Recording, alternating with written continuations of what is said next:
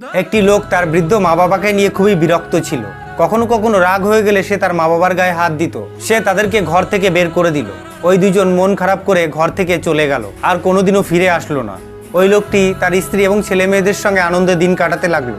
আর সে সবসময় এই কথাটি ভেবে আনন্দিত ছিল, যাক ওই বুড়োর থেকে নিষ্পত্তি পেলাম।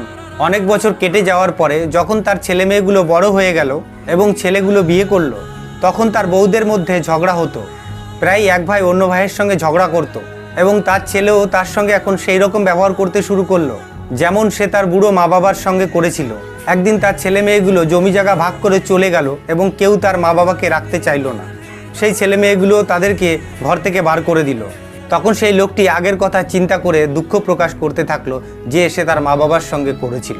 বন্ধুরা, আমাদের মা বাবাকে সম্মান এবং ভালোবাসা প্রয়োজন, নয়তো আমরা যেটা করব সেটা হয়তো আমাদের সাথেও ঘটতে পারে। আর এই কথাটি প্রত্যেক মানুষকে জানানোর জন্য অবশ্যই